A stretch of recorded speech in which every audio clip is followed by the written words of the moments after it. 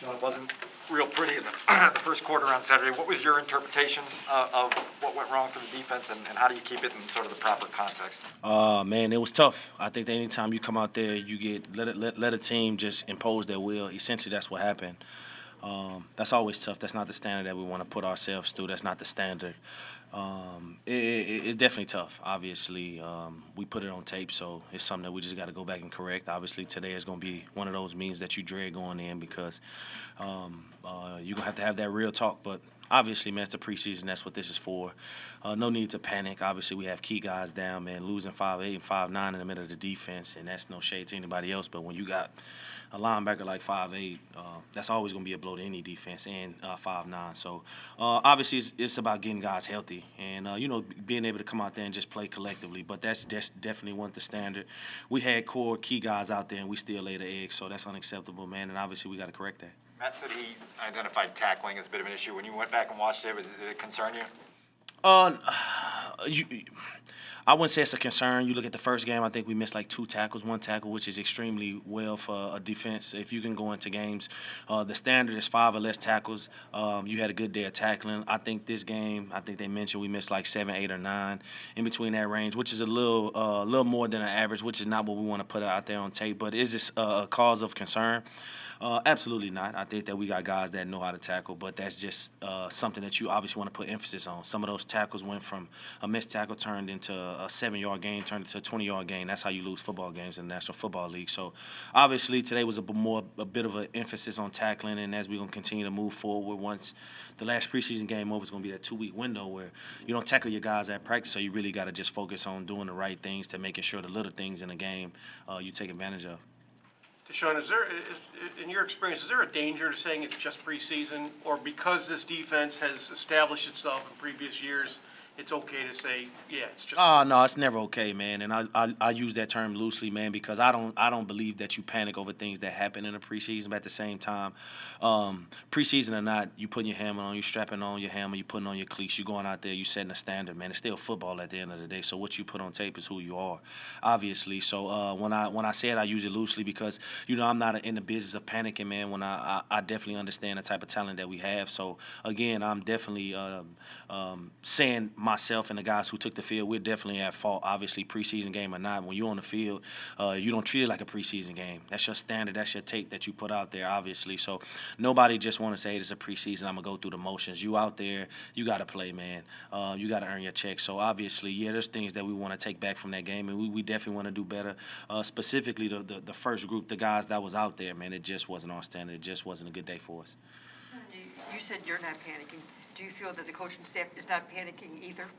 Oh, man, I would hope not. I don't think that there's a sense of panic. I think there's just a sense of saying, hey, what we did was just it was unacceptable. I think that the Bills scored every drive, first 4 or 5 drives. I mean, it's pretty crazy. And, for the most part, the starters played the first 3 drives, give or take. So that was against us. Obviously, like I said, we're down Rowan, Danny, which is huge, as we all know. But at the same time, we still have guys out there like myself, Mac, Eddie, Hakeem. So it's tough. So obviously, you let a team come in and impose their will. There's things that you obviously got to go look back and say, hey, man, it wasn't perfect, obviously, but you go back to the drawing board. Is it okay to have a game like that, man? Any given Sunday, obviously. So that's just a tough day for us, and we got time to correct it. The week is three weeks away. It's close, but it's still enough to say, hey, man, we got time to correct the little things, man, and go from there. Often the last preseason game, a lot of starters don't play.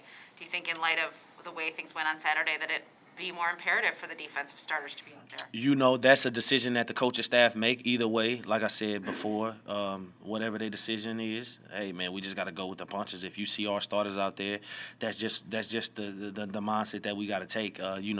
Obviously, teams don't treat the last preseason games for those young guys to kind of get their reps and, obviously put it on tape. I was that young guy that needed that last preseason game, so I understand how important it is. But at the same time, if that's what Coach Desai and Coach Nagy feel that we got to do as a defensive unit, because the performance that we had out there last Saturday, it was embarrassing, obviously. So we definitely, I'm mature enough to understand and say, hey, man, this is just what it is. You got to go out there and put it on tape. Obviously, it's football. We all love this game. So, playing another game, I don't think it'll hurt nobody. But obviously, who knows how that goes. That's out of my control. I'm just focused on day by day. You guys have a lot of veterans, in your starting Have you guys been around long enough to know that playing well in the first quarter and a half of a preseason game Saturday is probably not going to give you any sort of momentum? Or would it be nice to see, and would it be nice to have that going into that shoot? Yeah, I think that you know sometimes I'll be lying if I said that, man, you didn't want to put out your best quarter and a half or your best 15 or 20 plays, however many plays that you are you know projected to go out there and play. You want to put your best foot forward, obviously every time. But like I said, is it a momentum builder? I mean, there's teams that go 4-0 in preseason. I've did it in Cleveland, and we just won 5 games. You know what I'm saying? So, I mean, the momentum part is just – it's always tough to gauge because, you know, some teams don't play their starters. Buffalo didn't play a lot of their key guys, you know. So, obviously, the momentum aspect of it is, you know, it can work for some guys. I don't like to look at it like that. I just look at it as just like guys trying to perfect their craft before the start of the season, and that's how you're supposed to approach it. When you were in Cleveland and you won 4 preseason games, did you still suspect that your team?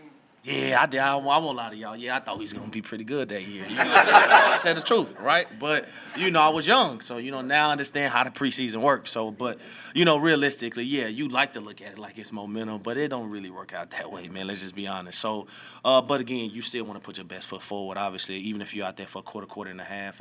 But, you know, in the grand scheme of things, that's just, you know, as everybody know, man, it's just the tune-ups. You kind of getting your body acclimated to tackling again, doing all these things that you don't do in training camp and kind of preparing yourself for the first game. Sean, from your younger days, what is the appreciation you gained for what this last game means to guys who are fighting for jobs here or elsewhere, and just how much sort of cutthroat tenacity goes into that last? Yeah, you know, I feel like I'm the biggest advocate for it, man, because I was that guy. I was that guy waiting by the phone. You know, told my family, don't call me, because, you know, any number, you pray that you don't get this Cleveland area code call you before the deadline, because, you know, that's them telling you, like, hey, you know, it was a long day. So, no matter how many years I put into this game, man, I always have that type of mentality, especially this time of the year for the young guys, man. The young guys who you see out there fighting and clawing, man, for a month straight. I understand that because I was in those guys' shoes 10 years ago. You know, I was that guy who was saying, like, man, you put me at anywhere. If you had to play me at left tackle, man, if that means I got to play, I can make this team, and I do whatever you need.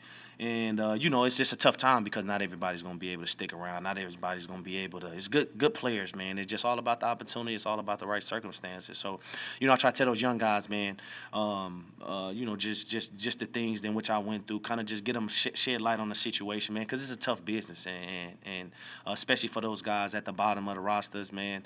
But, you know, at the end of the day, there's 31 other teams out there, man. That's the biggest thing that these guys got to understand. Your fit might not be here, but it's somewhere else. But, yeah, absolutely. It's a tough time for me because I was in those guys' shoes, obviously. Curious, are you still willing to play left tackle? You know what? If they need me to play left tackle, I'll play left tackle. They might. Sure, man. Whatever for the team. Were there any false alarms, like when somebody called and you didn't want to answer, thinking it might be the team?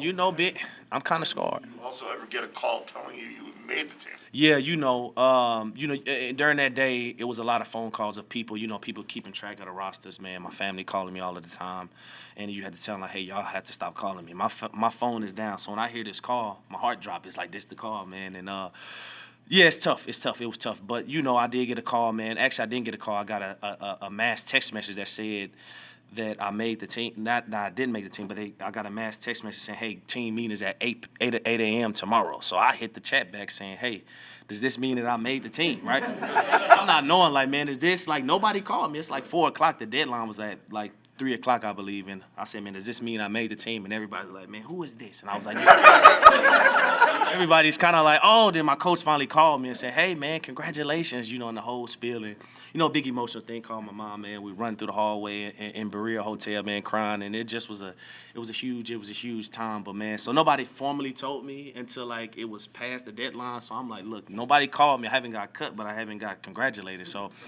you know, but it was a moment in my life I'll never forget, man. It's kind of moments like that keep me going. Was that your rookie year? That was your rookie year? Yeah, that was my rookie year. My rookie year, undrafted year in Cleveland. Yeah, so, you know, it was an exciting time.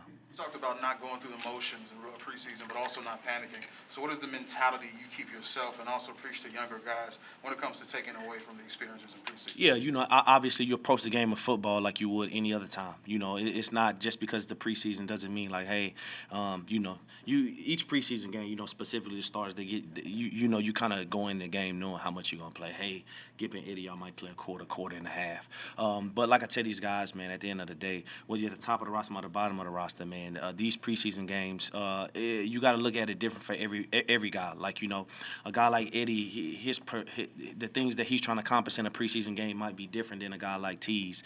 But obviously at the end of the day, it's a standard that you put out there on tape. Eddie don't want to go out there and put just anything on tape because he's looked at as one of the best safeties in the league, and Teves is trying to fight for a roster spot. It's just a mindset that we have, man. We speak about that in our room as a whole, as a group, man. And no matter what, man, it's a standard that you put on there when you're wearing that C on the side of your helmet.